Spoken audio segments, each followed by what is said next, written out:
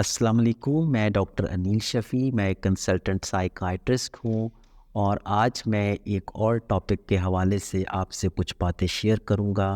जिस ज़हनी बीमारी का आज मैं ज़िक्र करूँगा, इसको हम पैराफ्रेनिया या लेट पैराफ्रेनिया भी कहते हैं। ये जो ज़हनी बीमारी है, ये अमूमन ज़्यादा उम्र के लोगों में होती है और इस बीमारी की जो अलामात हैं, बहुत सी अलामात शिज़ोफ्रेनिया के साथ मिलती-जुलती हैं। इस बीमारी में इंसान को ऐसी चीज़ों का यकीन हो जाता है जो कि हकीकत में नहीं होती, और इसी तरह से अक्सर गैर मामूली तजर्बात जैसे कानों में गैबी आवाज़ें आना, ये भी हो सकती हैं। अगर आपको शिज़ोफ्रेनिया के बारे में पता हो तो आप यकीनन आपके ज़हन में आएगा कि ये तो शिज़ोफ्रेनिया की अलामात हैं। तो शिज़ोफ्रेनिया से बावजूद ये कि ये बीमारी मिलती-जुलती है, लेकिन कुछ इम्पॉर्टेंट फ़र्क भी हैं शिज़ोफ्रेनिया से। एक बड़ा फ़र्क कि ये मर्ज़ देर से स्टार्ट होता है, यानी कम अज़ कम 40 साल और अमूमन जो है वो 60 साल की उम्र के बाद ये मर्ज़ शुरू होता है, जो कि शिज़ोफ्रेनिया से इस लिहाज से बिल्कुल मुख्तलिफ है कि शिज़ोफ्रेनिया का जो मर्ज़ है वो अमूमन नौजवानी की उम्र से 20 साल इसके लगभग की उम्र से वो स्टार्ट हो जाता है। दूसरा इसमें एक इम्पॉर्टेंट फ़र्क ये है कि इसमें इंसान की शख्सियत, आदात, ये जो है इस पर कोई बड़ा फ़र्क नहीं पड़ता और शख्सियत इंसान की पहले जैसी रहती है। इसी तरह से जो अक़ली इस्तेदाद है, इंसान जो अपनी अक़ल मुख्तलिफ़ कामों को करने में इस्तेमाल करता है, उसमें भी कोई बड़ा फ़र्क नहीं पड़ता। जबकि इसके बरक्स शिज़ोफ्रेनिया में इन चीज़ों में, अक़ली इस्तेदाद में, शख्सियत में, इन चीज़ों में बड़ा फ़र्क पड़ जाता है। तो ये कुछ इसके अंदर इम्पॉर्टेंट फ़र्क भी हैं। तो अगर हम इसमें बात करें कि ये डिसऑर्डर कितना कॉमन है, तो बूढ़े लोगों के अंदर इशारिया 1% से लेकर 4% तक इसकी शरह है, और ख़वातीन में ये शरह 3 से 4 गुना ज़्यादा है मर्दों से, यानी वो ज़्यादा शिकार हो सकती हैं इस मर्ज़ का। अच्छा, इसमें जो अलामतें सबसे ज़्यादा कॉमन हैं, उसमें एक तो पैरानॉइड डिलूजन्स हैं। यानी पैरानॉइड डिलूजन से मुराद क्या है कि इंसान को ऐसी चीज़ों के ऊपर यकीन हो जाता है कि लोग मेरे मुखालिफ हैं, मुझे मारना चाहते हैं, मेरे पीछे लगे हुए हैं। कभी कभी ये ख्याल अपने हमसायों के बारे में या अपने रिश्तेदारों के बारे में भी आ जाता है कि ये शायद मेरे पीछे लगे हुए हैं, मेरे खाने में कुछ मिला देते हैं या मुझे किसी और तरीके से नुकसान पहुंचाना चाहते हैं। तो ये बड़े कॉमन हैं। इसके अलावा कुछ और भी ऐसी अकायद बंदा यकीन कर सकता है, जैसे कुछ लोगों को यकीन हो जाता है कि हमें कोई ख़तरनाक जिस्मानी मर्ज़ है, हालांकि कोई मर्ज़ नहीं होता। या फिर कुछ लोगों को यकीन हो जाता है कि हमारे में कोई बहुत बड़ी सलाहियत या खूबी है जो कि और लोगों को नहीं मिली हुई। इसी तरह से कुछ लोगों को इस बीमारी में यकीन हो जाता है कि कोई बड़ी शख्सियत हमारे साथ जो है ना, वो एक मोहब्बत के रिश्ते में मुब्तला है, और हकीकत हालांकि इसमें नहीं होती।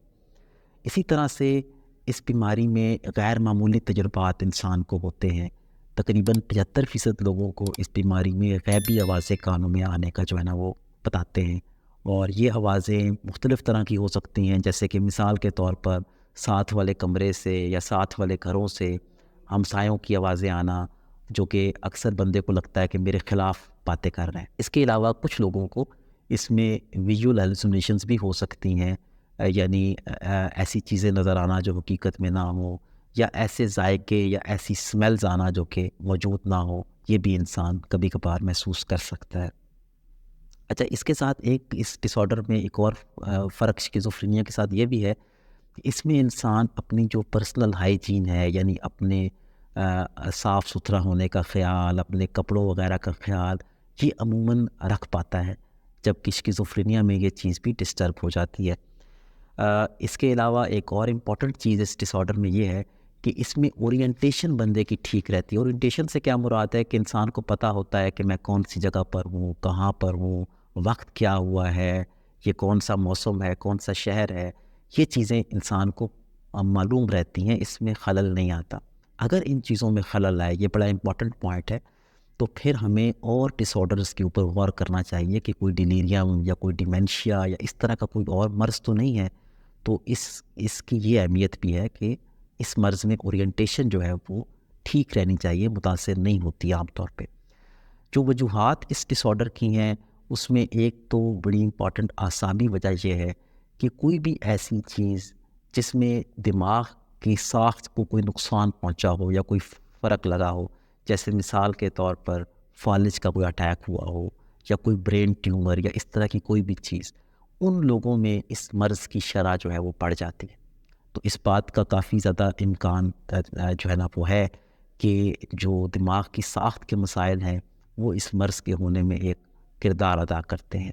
اس کے علاوہ بہت سارے لوگوں میں اس ڈس آرڈر میں دیکھنے اور سننے کی صلاحیتوں میں جو ہے کمی جو ہے وہ دیکھی جاتی ہے، کہ جن لوگوں میں پہلے سے کمی آ جاتی ہے بڑھاپے کی وجہ سے دیکھنے کی صلاحیتوں میں یا سننے کی صلاحیتوں میں، تو ان میں اس ڈس آرڈر کے ہونے کا جو خطرہ اور خدشہ ہے وہ بڑھ جاتا ہے۔ اسی طرح سے یہ دیکھا گیا ہے کہ عموماً جن لوگوں میں پیرافرینیا ہوتا ہے وہ الگ تھلگ زندگی گزار رہے ہوتے ہیں، ان کے سوشل کانٹیکٹس لوگوں سے ملنا جلنا نہیں ہوتا، اور اسی طرح سے یہ بھی دیکھا گیا ہے کہ ان کی شخصیت میں اکثر جو ہے وہ کچھ ایسے پرابلمس پہلے سے موجود ہوتے ہیں جوانی کی عمر سے، جیسے کچھ جھگڑالو نیچر کا ہونا یا پھر الگ تھلگ رہنے والا ہونا، کسی سے میل جول نہ رکھنا۔ تو یہ دیکھا گیا ہے کہ ان لوگوں میں شرح جو ہے وہ اس ڈس آرڈر کی بڑھ جاتی ہے۔ اس ڈس آرڈر کی اگر ہم علاج کی بات کریں تو اس کا جو علاج ہے وہ اینٹی سائیکوٹک دوائیوں کے ساتھ کیا جاتا ہے، اور اکثر پیشنٹس میں اچھا رسپانس آ جاتا ہے اور مریض کی حالت میں اکثر جو ہے وہ بہتری آ جاتی ہے۔ تو یہ ڈس آرڈر بتانے کا میرا مقصد اس کے بارے میں آپ کو آگاہی دینا تھا۔